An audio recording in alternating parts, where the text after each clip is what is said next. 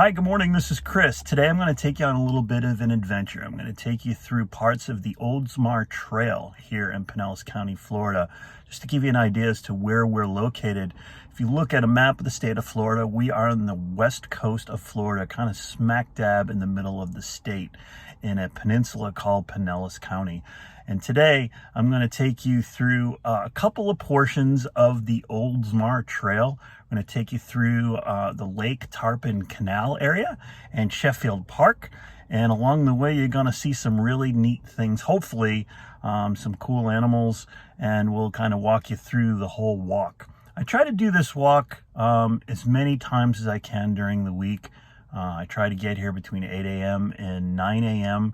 It takes me about an hour or so. It's about a 3-mile walk for me. I walk for about an hour, about a mile and a half out and a mile and a half back. I've done this walk in about 47 minutes and some change as part of my personal best. Moving along pretty good at that clip. There's a lot you can do on the Oldsmar Trail, as with the Pinellas Trail, which also runs north and south here in Pinellas County. You can rollerblade, you can bike, you can walk. I've seen a lot of motorized vehicles on this trail, which is discouraged, but you can do some of that, motorized scooters and motorized bicycles. But just come out and enjoy the weather and enjoy the animals. There are a lot here, a lot of birds and a lot of critters that you can see along the way. We'll kind of go through some of those as we walk down the trail. So join me this morning. I won't take you through the whole hour walk because that'll get a little bit repetitive, a little bit boring. But I'm just going to show you some highlights so you kind of get an idea as to where I live. Let's go. So here's a map of the Oldsmar Trail. We are right up here. See if you can see it. We're up here in Canal Park. This is where we're parked, and we're gonna walk all the way down this canal. We're gonna walk through Sheffield Park, and then over a little boardwalk area, and then we're gonna come all the way back. Now you can walk even further on this trail. It'll take you through some neighborhoods. You'll have to walk on a road, cross a railroad track, head through some other parks, end up all the way down here of Mobley Beach Park. It's about a 10-mile walk if you really decide to do it. It's a lot of fun. Some of the portions of this trail are kind of isolated, so I don't recommend walking by yourself. But if you do decide to do it, bring plenty of water, bring some snacks, and enjoy the day. Also, remember sunscreen. Florida can get really hot, and there are portions of this trail that do not have a lot of shade. So it's best to come prepared for the Florida weather. And just kind of give you bearings, about 8 miles down that road is Honeymoon Island State Park and the Gulf. Down that way we'll head east. You can head into Tampa that way. It's the most difficult part of the trail just because it's very narrow. And when bikes come through here, it can get a little hairy between a walker and a biker. But we're gonna head under this bridge. Hopefully no trolls here today. In the spring, fall, and winter, underneath this bridge, you will see manatees, usually mothers and their calves in here, which is really cool because they're really, really close. You can get a really bird's eye view of them.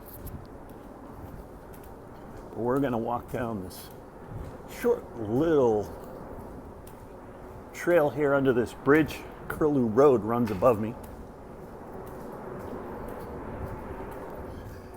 And then we're going to be on the canal. Now this water right here is the Lake Tarpon Canal. Now we are currently heading south on this trail. Now I'll give you sort of location bearing as far as the water goes. If we continue down this way, we'll end up in the bay. We'll end up in Tampa Bay. This waterway more than likely is brackish, and you can find just about everything you can imagine in this waterway. If you head up that way in the water, and there are people that use kayaks, canoes, boats. That'll take you to Lake Tarpon. Lake Tarpon is a very large freshwater lake. People do a lot of boating. Now in this canal, I have seen everything you can possibly think of. I have seen alligators, turtles, sharks. Yes, sharks come in through here. I haven't seen bull shark, but I've seen small sharks. Dolphins come through here, stingrays, all sorts of fish. These little mangroves are really nice for the birds to kind of nest and spend the evening. There are a lot of birds on this trail, a lot of herons, a lot of yellow-crowned night herrings, black-crowned night herons, some little blue herons, great blue herons. You'll see some anhingas here as well.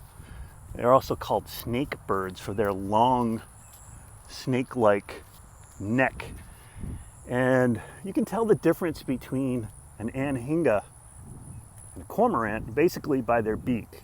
The birds look very much alike, but the cormorant has a curved beak, where an anhinga has a long, sharp, pointed beak. And he uses that to stab fish while he's swimming under the water. He will stab a fish, take the fish onto shore. He'll sometimes beat it against the rock, get a lot of the scales out off the fish, and then swallow it whole. And it's kind of creepy to see an anhinga eat a fish whole, because you can see it going down its skinny little neck. And it's a little creepy, I don't mind telling you, but that's the way nature is. One of the things with anhingas that I really love is you can tell the difference between the male and females really easily.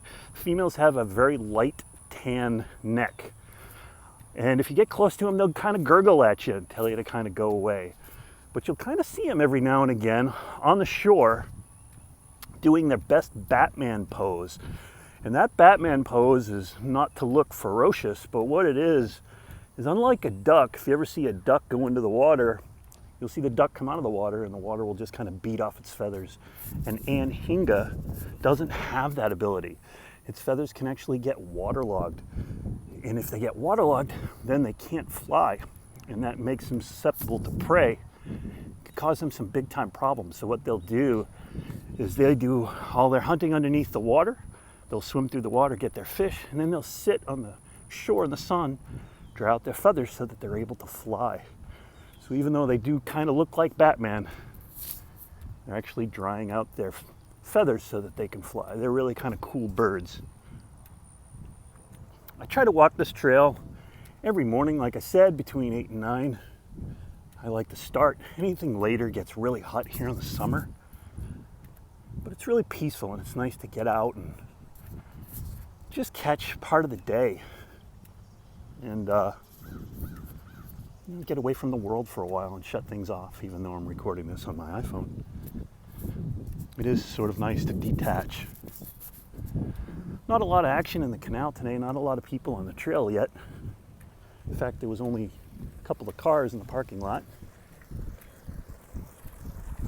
There's a mobile home park that butts up against this trail, which must be really, really nice to be able to walk out of your back door and onto the trail. A lot of people come here to fish. I see people fish here all the time. And always remember, you matter. We're about to head into the next portion of the walk. We'll be entering Sheffield Park. And Sheffield Park, vast majority of it is a disc golf course. Anybody has ever seen disc golf? It's played the same way regular golf is, only instead of a club and balls, you have frisbees, or discs as they call them, so we don't violate any copyright laws. We'll show you what those look like here in a little bit. Now everywhere on the path there are these little emergency stickers on the ground. That way, if you get in trouble or something bad happens while you're on the trail, you can just dial that number or give them your location. They'll know exactly where you are. which is comforting in a way. Now, there are a lot of creatures that live in this park. I've seen a lot. May not see too many today because we got kind of a later start, but one of the animals that you see a lot in this park are marsh rabbits. Marsh rabbits are quite frequent here. They live near water and they can actually swim. And they're brown with really short ears, and they're really fun because you don't really expect to see a marsh rabbit, and then all of a sudden one is there and you're like, wow, this is cool. I mentioned earlier that there are alligators here as well. I've seen some really big alligators in this park, but alligators really don't pose much of a threat to people unless you put yourself in a really bad position. An alligator's not going to go out of his way to chase you. He's just not. Most accidents occur when someone gets too close or it's mating season. But generally, alligators' first response to people is to run away. People get really angry and upset about alligators, want them removed, but they serve a really good purpose. That's why I think we should know a lot more about where we live and the creatures that live here before we rush to judgment. Now, this is a disc golf tee. This is where players will tee off from. And this is the hole and the par, how long it is, where the out of bounds markers are. And the holes are more like baskets. The baskets look like really basketball hoops with the metal chains on them. They're about 6 feet or so off the ground and have a wire basket underneath it. And it's your goal is to get your disc in that basket as few shots as possible while avoiding things like water and alligators. And there is what one of the disc golf holes look like. Like I said, it's about 6 feet off the ground. Looks like an old basketball hoop with the metal netting, a little basket underneath to catch your disc. And we are about to walk into Sheffield Park here. Sheffield Park has softball, baseball fields. You'll see a lot of people here on weeknights. Lacrosse practice happens here, soccer practice happens here. You'll see some folks playing cricket. There's a playground for the kids. And then the other thing also to keep in mind, this is a disc golf course. So don't be surprised if a disc kind of flies past your head. It's happened to me many, many times.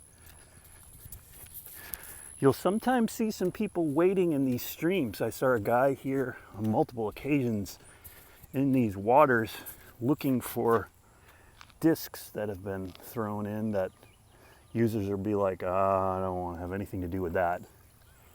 And quite frankly, I don't blame them. You always have to assume in Florida that where there's water, there are things that can hurt you, such as snakes and alligators. And like I said, even though alligators will go the other way, sometimes they're just underneath the surface. And if you step on one, some really bad things can happen. Not only to the alligator, but to you. And that's just not good. Now, I mentioned snakes. There are a lot of poisonous snakes here in Florida. But one of the most notorious is the water moccasin or cottonmouth. They're an extremely aggressive snake. For example, there was one in the middle of the road once. So, being the animal lover that I am, I pulled over to wait for him to cross the road. He wasn't because he was sunning himself. So I got out of the road and figured I'd go over to him and kind of clap and try to see if I can get him off the road. And instead of getting off the road, he came right at me. Water moccasins, cottonmouths, they're very, very, very aggressive. You don't want to get anywhere near them, and you certainly don't want to get bitten by them. And there are other pretty scary snakes here as well. Like I said, we're about 8 miles from Honeymoon Island, and Honeymoon Island is notorious for having rattlesnakes. In particular, the eastern diamondback. One of the ones that I've seen there, and I've seen 3 rattlesnakes since I've been in Florida. It's about 2007. One had the head the size of my fist. that gives you any idea as to how big that snake was, it was a giant. And believe me, it made me very uncomfortable. And I very rarely get uncomfortable around animals. But that guy scared me for very good reason. You did not want to take a hit from that guy. It would have ruined your day. There are a lot of snakes, and usually they're pretty good snakes. They're probably like the black racers that do good things like eat mice and rats and a bunch of different things.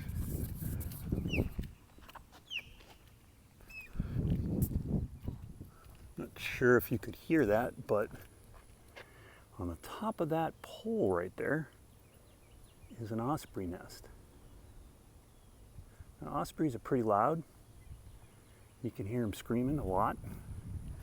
They're also protected. If you are caught injuring or harming an osprey in any way, you're going to pay for it. So we are in the back portion of Sheffield Park where it's a lot more wooded.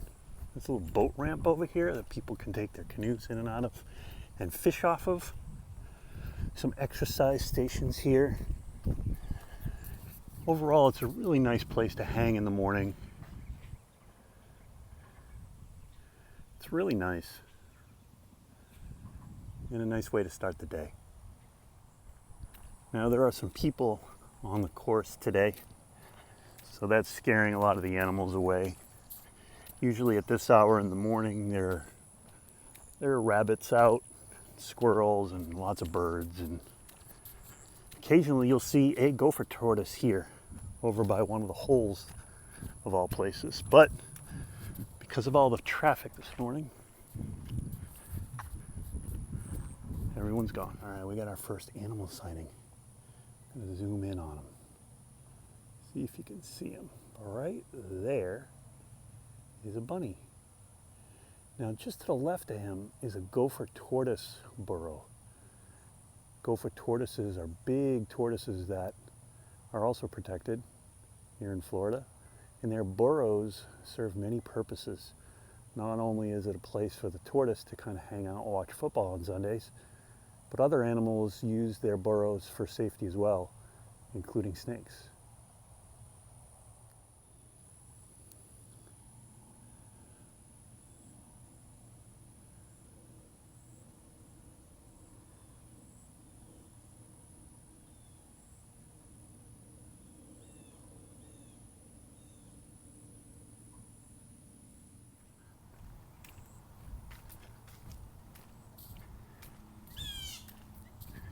Some noisy birds this morning.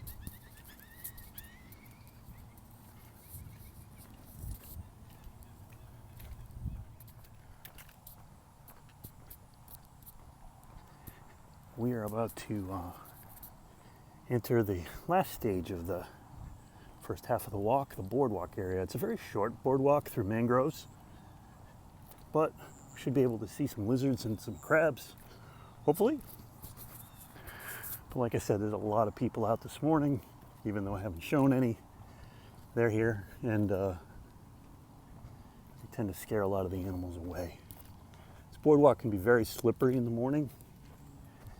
I did this walk once in very flat shoes and regretted every second of it. Had to hold on to the railing because I kept slipping and sliding. Kind of give you an idea as to what it looks like here. Very pretty.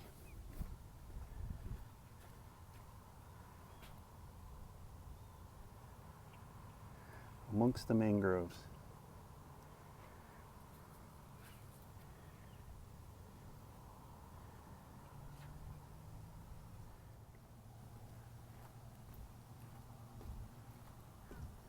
Continuing on here.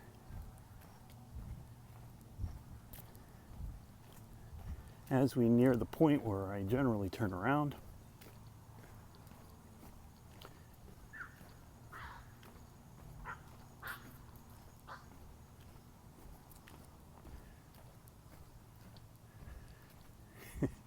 wildlife sounds, just don't know what's in these things. I've seen raccoons, and I'm sure there are bobcats and all sorts of other things in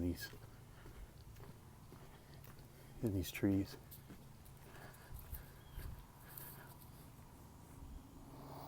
At high tide, this water runs really, really fast, approaching low tide, so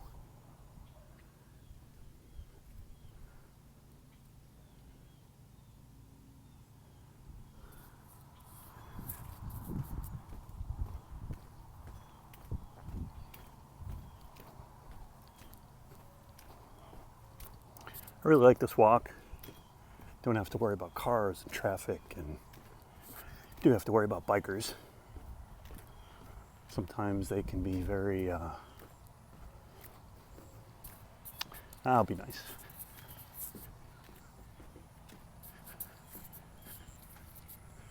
And here we are, this is our turnaround point. This is about a half hour in usually. Like I said, I usually do this walk between 47 and an hour, 47 minutes and an hour. It is part of the Harbour Palms Nature Park.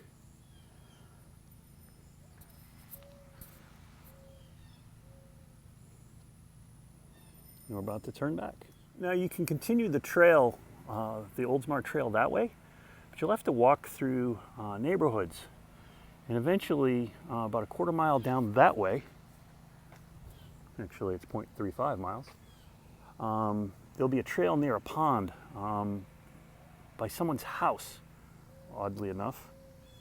And then the trail will continue through some wooded area, and eventually you'll run parallel to a railroad bed. And it can be a little secluded, so I don't really recommend hiking it alone, but that's up to you. I usually turn around here. Like I said, I try to do this walk every morning. It's 3 miles round trip, which is a good way to start the day. And then I like to do it again at night. It's an interesting walk at night. It's completely different. There's a lot more people here. It's a little bit warmer. The sun's in a different place, obviously.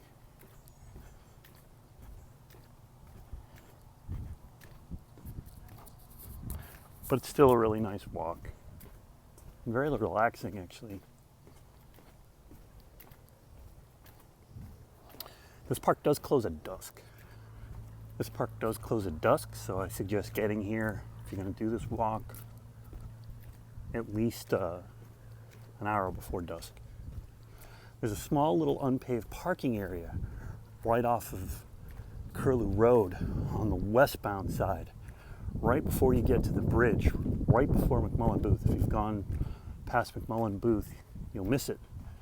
So right before the bridge, right before McMullen Booth Road, a small little turnoff in an unpaved parking area. Now I suggest going slow because it's unpaved and it's been abused a little bit, and it gets worn down due to the weather. So if you've got a low riding car, I don't suggest coming into the parking area.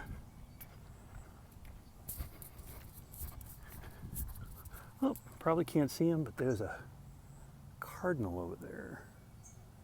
See if I can zoom up on him. A little too far away. But if you listen, you can hear the female calling to him.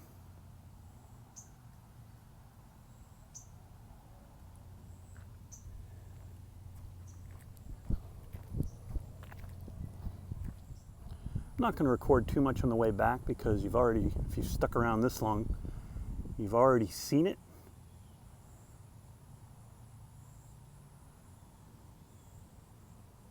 So there's really not a lot to show you that's different. You just get a much different perspective of the walk.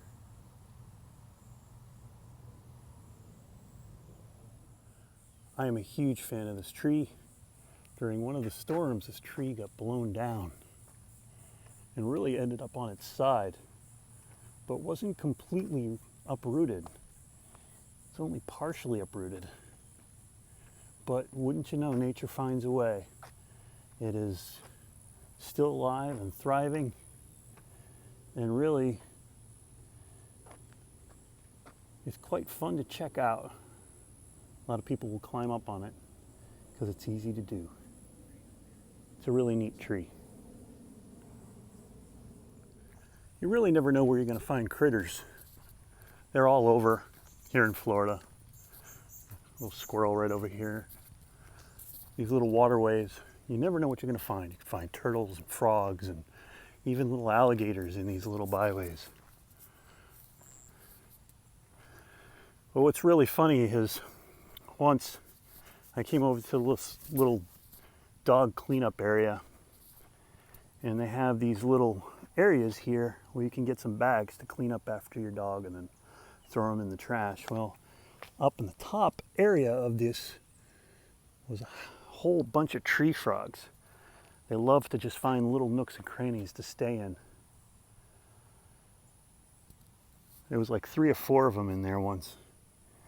I'm not sure how they were able to stay in there because it must be so brutally hot during the day.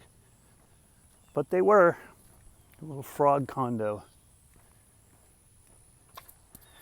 These little waterways, I've seen turtles and alligators in them.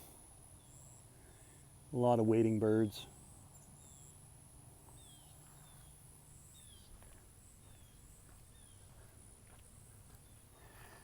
You just have to look, and you just don't know what you're going to find. If you're lucky on this walk, you might see things that you don't normally see.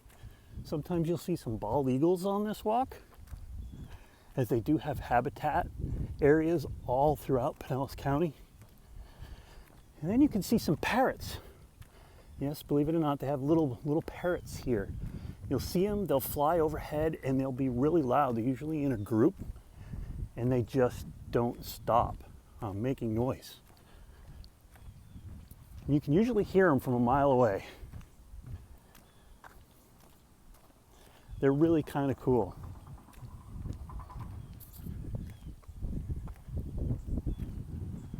You also could see on this walk roseate spoonbills.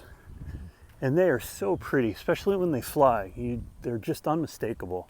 They've got that little spoonbill beak and pinkish, reddish as they fly through the air. It's so pretty to see them, not only in person feeding, but also flying through the air. Oop, there's a little blue heron over there. Let's see if we can get a closer picture of him.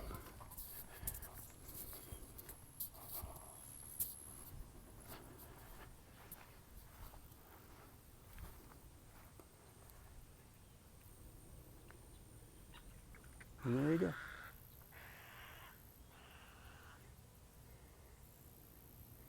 Guess he didn't like the fact they were coming over to say hi. And here we go.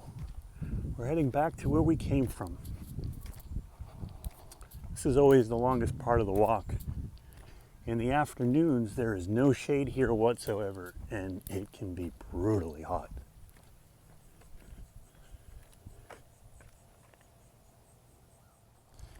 And we're just about done. Only got about another 5 minutes or so to go, and we'll be back to the car. It's been a really fun walk. Not a lot of critters this morning. Like I said, there's a lot of people out today. I usually come a little earlier. I don't think that really had anything to do with it.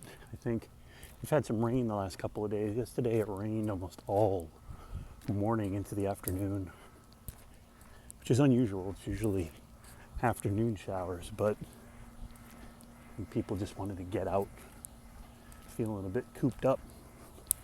I don't really quite blame them. If you walk at this hour of the day, you're looking at high 70s, low 80s for a walk. It's still warm for some people, but it's better than the low 90s later in the afternoon, which it can get to. And we're back where we started just about an hour ago. Thank you for joining me on this trip down the Oldsmar Trail, a 3-mile round trip. We started here in Canal Park. We ended here in Canal Park.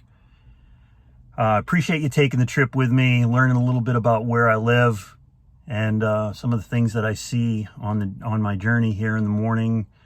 Just a reminder, get out when you can, enjoy the real world. It's very therapeutic. It's good for your soul. It helps you detach from this very crazy world that we live in, and it really is good for your mental health. So take some time out of your day and get outside and enjoy this great world that we live in. I hope you've enjoyed this video. We'll be doing some more of these. I'll be doing some more of these in the future, hopefully with some more wildlife. Kind of a very light day today. Didn't get to see too much, but I appreciate you taking the journey with me. I hope you've enjoyed it. If you can, click the like, subscribe button down below. I'd really appreciate it. And we'll see you next time. Thanks for joining me today.